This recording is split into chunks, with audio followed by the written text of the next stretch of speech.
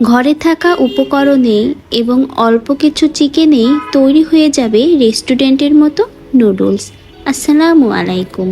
হাতে যদি মাত্র 10 মিনিট সময় থাকে তাহলে কিন্তু আপনারা এই নুডলসটা রান্না করে নিতে পারবেন একদমই সহজভাবে। এই নুডলসটা খেলে কেউ বুঝতেই পারবে না হাতে থাকা অল্প কিছু মাংস দিয়ে এবং ঘরে থাকা উপকরণ দিয়ে রান্না করা হয়েছে।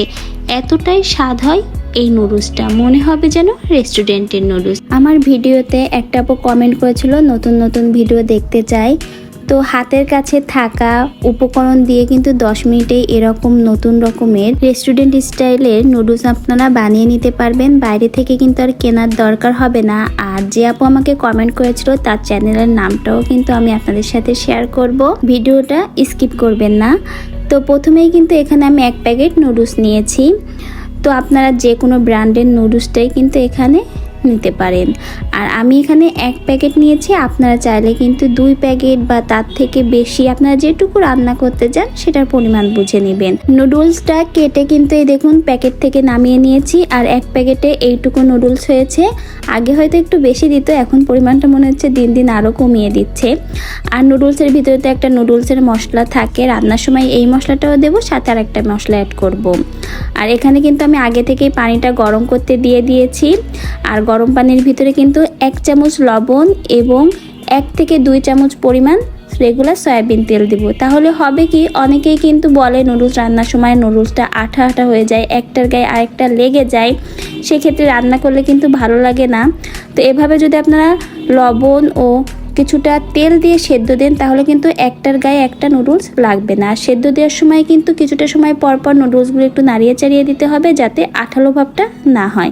আর পানির পরিমাণটা অবশ্যই বেশি দিতে হবে। আর নুডলসটা কতটুকু সেদ্ধ করবেন সেটাও আমি দেখিয়ে দেব। অতিরিক্ত বেশি সেদ্ধ হয়ে গেলে কিন্তু আঠালো হয়ে যায়, রান্না করলে আর ভালো লাগে না, একটার সাথে একটা জড়িয়ে যায়।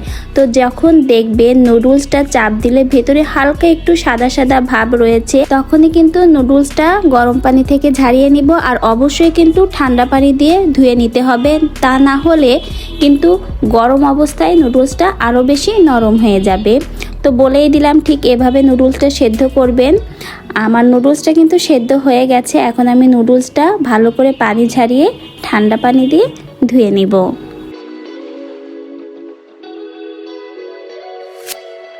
নুডলসটা রান্না করার জন্য পরিমাণ মতো দেব রেগুলার সয়াবিন তেল। আমি এখানে একটা নুডলস রান্না করছি, সেটার পরিমাণ বুঝেই কিন্তু তেলটা দিয়েছি। তেলটা এখন আমি গরম করে নেব।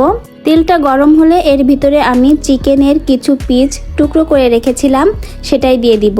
আর এই চিকেনটা কিন্তু আমি সেদ্ধ করে ডিপ ফ্রিজে রেখে দিই। বাসায় চিকেন আনলে সেখান থেকে অল্প কিছু চিকেন নিয়ে আমি সেদ্ধ করে ডিপ ফ্রিজে রেখে দিই। পরবর্তীতে যখন কোনো নাস্তা বানাই বা হুটহাট মেহমান আসে তখন কিন্তু খুব সহজেই চিকেন দিয়ে যে কোনো নাস্তায় রেডি করে দেওয়া যায়। আর চিকেনটা আমি কিভাবে রাখি সেটাও বলি। আমি চিকেনটা হালকা একটু লবণ এবং সস, আর সস যদি না থাকে তাহলে হালকা একটু লেবুর রস দিয়ে সেদ্ধ করে রাখি যাতে চিকেনটায় গন্ধ না আসে। তো এখন এর ভিতরে দিয়ে দিচ্ছি পেঁয়াজ কুচি, কাঁচা ঝাল এবং মটরশুঁটি। মটরশুঁটি না থাকলে আপনারা অন্য যে কোনো সবজিই দিতে পারবেন। এখানে আমি একটা পেঁয়াজ দিয়েছি এবং 4টার মতো কাঁচা ঝাল দিয়েছি। চিকেনটা কিন্তু আমি খুব একটা বেশি সময় আগে তেলে ভাজিনি, মাত্র 2 মিনিটের মতো ভেজেছি, কারণ চিকেনটা বেশি শক্ত হয়ে গেলে খেতে কিন্তু ভালো লাগবে না। হালকা একটু লবণ দিয়েছি কারণ লবণের স্বাদটা যাতে খুব ভালো করে চিকেন এবং মশলা মটরশুঁটির ভিতরে ভালোভাবে মিশে যেতে পারে। দিচ্ছি এখানে টমেটো সস। টমেটো সসটা আমি পরিমাণ বুঝে দিচ্ছি, বলতে গেলে এখানে 3 চামচের মতো। এখন সব কিছু মিশিয়ে নিব। আর টমেটো সস দেওয়ার পরে কিন্তু খুব বেশি সময় আর ভাজা যাবে না। আর সম্পূর্ণ রান্নাটাই কিন্তু মিডিয়াম আঁচে রেখে করতে হবে। নাড়িয়ে চাড়িয়ে মিশিয়ে নিয়ে এর ভিতরে নুডলসের যে মশলাটা ছিল সেই প্যাকেটটা দিব। সাথে আমি ম্যাগি মশলার একটা প্যাকেটের অর্ধেক পরিমাণ মশলাটাও দিচ্ছি। তো তাহলে কিন্তু স্বাদটা কিন্তু আরও বেশি ভালো আসবে। তো ম্যাগি মশলার প্যাকেটের অর্ধেক পরিমাণ দিয়ে এখন খুব দ্রুত সব কিছু মিশিয়ে নিব। আর তারপরেই কিন্তু সেদ্ধ করে রাখা নুডলসটা দিয়ে দিব। আর নুডলসটা দিয়ে আরও কিছুটা সময় কিন্তু রান্না করে নিব। তো এখন যে আপুটা আমাকে কমেন্ট করেছিল সেই আপুটাকে অনেক অনেক ধন্যবাদ এরকম সুন্দর একটা কমেন্ট করার জন্য। তো সে কমেন্ট করেছিল, আপু একটা আনকমন কাবাব শিখে নিলাম, অবশ্যই আমি বাসায় ট্রাই করব, এরকম নতুন নতুন ভিডিও চাই। তো আপু আপনাকে অনেক অনেক ধন্যবাদ। আর আপুর চ্যানেলটার নাম হলো রায়ান স্টুডিও অ্যান্ড ব্লগ। তো অবশ্যই আপনারা সবাই আপুটাকে সাপোর্ট করবেন। নুডলসটা দিয়ে কিন্তু আমি কিছুটা সময় একটু ভালো করে মিশিয়ে নিব, কারণ নুডলসের গায়ে তো হালকা একটু পানি পানি ভাব থাকে, সেটা কিন্তু টানিয়ে হালকা একটু ভাজা ভাজা করব, খুব বেশি কিন্তু ভাজবো না। আর দেখছেন আমার নুডলসটা কিন্তু একটার গায়ে একটা লাগেনি, একেবারেই কিন্তু ঝরঝরে রয়েছে।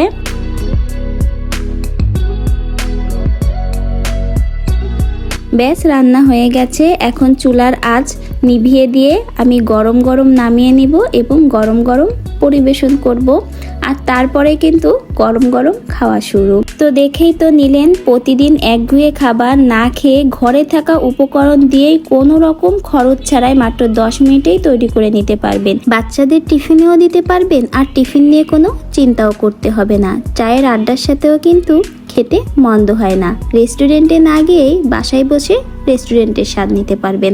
আশা করছি রেসিপিটি ভালো লেগেছে এবং আপনাদের উপকার এসেছে। সবাই অনেক অনেক ভালো থাকবেন, সুস্থ থাকবেন। আল্লাহ হাফেজ।